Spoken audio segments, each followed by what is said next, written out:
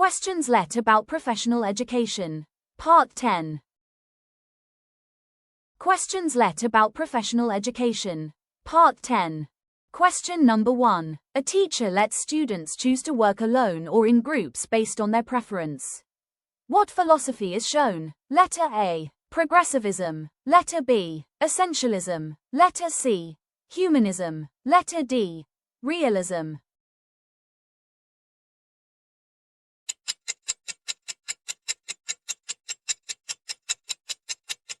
The correct answer is letter C.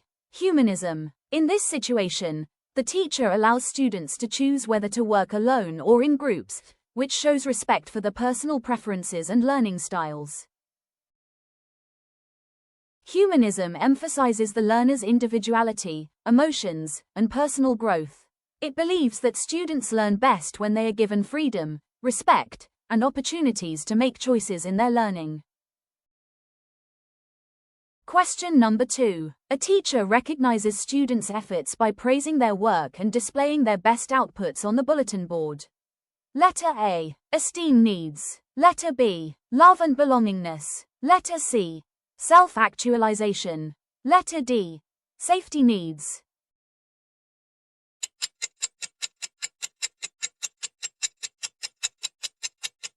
The correct answer is letter A. Esteem needs. The words praising and displaying their best outputs mean that the teacher recognizes the students' hard work and showcases their accomplishments publicly as a sign of appreciation and recognition. The students may feel proud of their achievements. As a result, they become more confident and motivated to perform better in the future. The hierarchy of needs proposed by Abraham Maslow is that human behavior is motivated by a series of needs. It was arranged in the most basic or survival to the highest, which means self-fulfillment. He believed that a person must first satisfy lower-level needs before moving on to higher ones. The 5 levels of hierarchy of needs are: first is the physiological needs or basic needs. This is the needs for survival. For example, food, water, shelter, sleep and clothing. Second is the safety needs. Once the basic survival is secure, people seek for safety and stability, such as protection from harm or danger, health and security, financial stability, safe home and environment. Third is the love and belongingness needs, because humans need to feel accepted, loved, and be part of a group, such as family relationships, friendships and sense of belonging. Fourth is the esteem needs. This level involves self-respect and recognition from others, such as confidence, achievement, respect and recognition. And the fifth or the highest levels is self-actualization needs. It is about the desire to achieve one's full potential, the chance for a person to grow, be creative, and find purpose in life. For example, reaching one's dreams. That's the 5 levels of Abraham Maslow hierarchy of needs. Question number 3. Teacher Mila notices Gary learns faster when lessons are shown in pictures and diagrams. What kind of learning style does Gary have? Letter A. Auditory learner. Letter B. Visual learner. Letter C. Kinesthetic learner. Letter D. Analytical learner.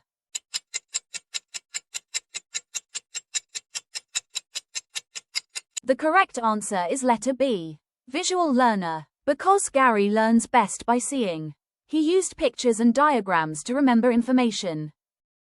VARK is a learning style model developed by Neil Fleming in year 1987. It explains that people learn and understand information in different ways. V for a visual learner is someone who understands and remembers information best. A for an auditory learner is someone who learns best by listening and speaking. R for a write learner learns best by reading and writing words. And K for a kinesthetic learner is someone who learns best by doing, touching, and moving. Question number 4. Roby is motivated by good grades, which is why teacher Reza praises him. What kind of motivation is shown in this situation? Letter A. Intrinsic motivation. Letter B. Extrinsic motivation. Letter C. Negative motivation. Letter D. Self-motivation.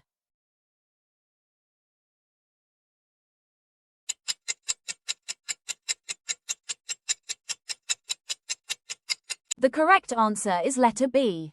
Extrinsic motivation. Because a good grades and teacher praise is an external awards. Motivation is the inner drive or desire that directs a person's behavior toward achieving goals.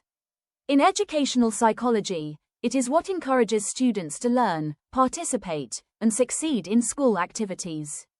There are two types of motivation. First is the intrinsic motivation. It comes from within the learner. Like the student learns because they enjoy learning, are curious, or find personal satisfaction in it. For example, a student may enjoy to study history because they love learning about the past events. Second is the extrinsic motivation. It comes from external factors or the student is motivated to gain something, including the rewards, grades, or praises. For example, a student studies hard to earn a medal. Question number 5. It is the law that institutionalized the K-12 basic education program in the Philippines is: Letter A, RA 7722. Letter B, RA 4670. Letter C, RA 7836. Letter D, RA 10533.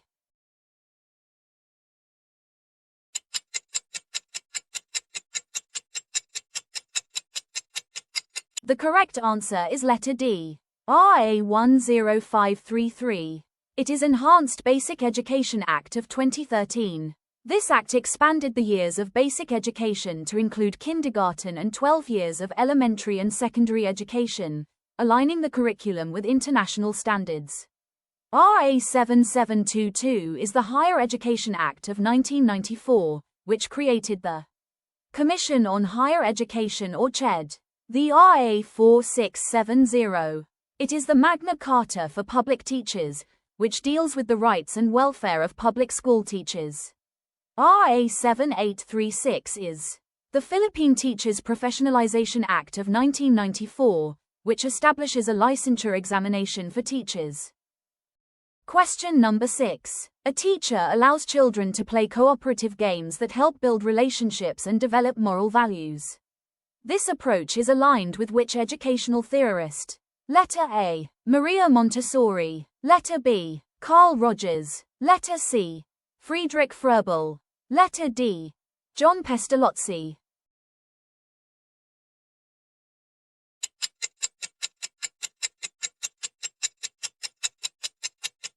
The correct answer is letter C. Friedrich Froebel is known as the father of kindergarten, which means children's garden. He started it in 1837 in Germany, where he believed that children learn best through play, exploration, and nurturing guidance, just like plants growing in a well-cared-for garden.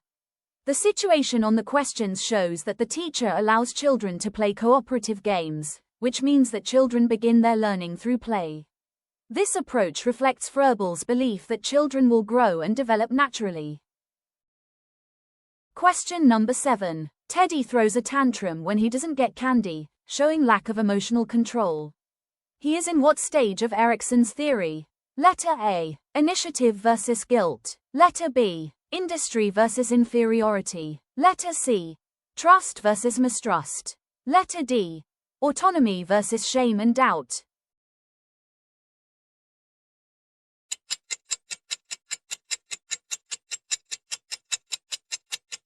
The correct answer is letter D, autonomy versus shame and doubt.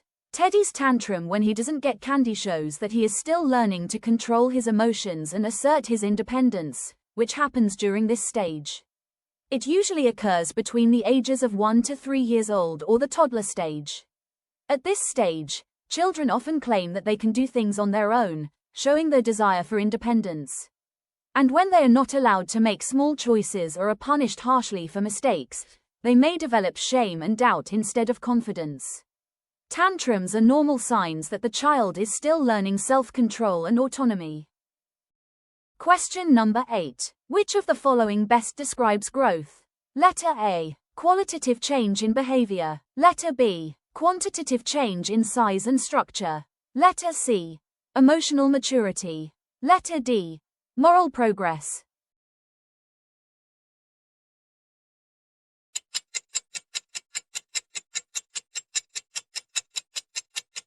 The correct answer is letter B. Quantitative change in size and structure, because growth is the physical and measurable changes in the body, such as height, weight, and organ size. All of these are quantitative. That can be measured in numbers. While the letter A, qualitative change in behavior, the letter C is emotional maturity, and the letter D is moral progress, particularly of the development, where it refers to the qualitative changes, such as emotional, social, and intellectual maturity. Question number 9. Which is not part of research methodology? Letter A, participants. Letter B, instruments. Letter C, procedures. Letter D, conclusion.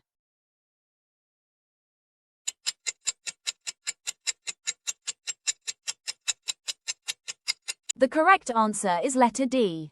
Conclusion is not a part of methodology. Because it belongs to the last part of the research report, it is about summarizing findings and implications and not how the research was done. Research methodology refers to the systematic plan or process used to conduct a study. It explains how the research was done, including the participants, instruments, and procedures. The parts of the methodology are: first is the research design. It describes the overall plan or structure of the study. For example, descriptive, experimental, correlational, qualitative, and etc. Second is the participants or respondents. It explains who took part in the study. It includes details such as number, characteristics such as age, gender, etc., and how they were selected using sampling method. Third is the instruments or the materials.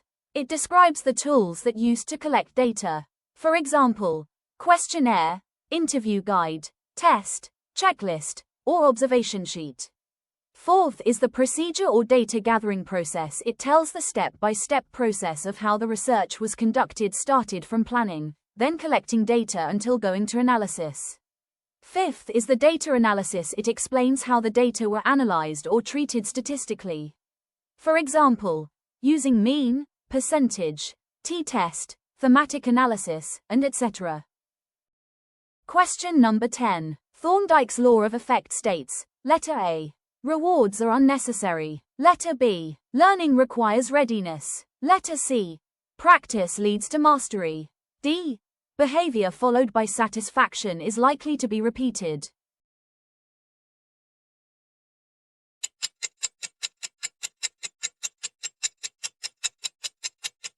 The correct answer is letter D. Behavior followed by satisfaction is likely to be repeated. Because a behavior that produces a satisfying or pleasant consequence is more likely to be repeated, while a behavior that leads to an unpleasant consequence is less likely to occur again. In other words, Thorndike's law of effect explains that learning is strengthened by rewards or satisfaction and weakened by dissatisfaction or punishment. It laid the foundation for operant conditioning, later expanded by B.F. Skinner.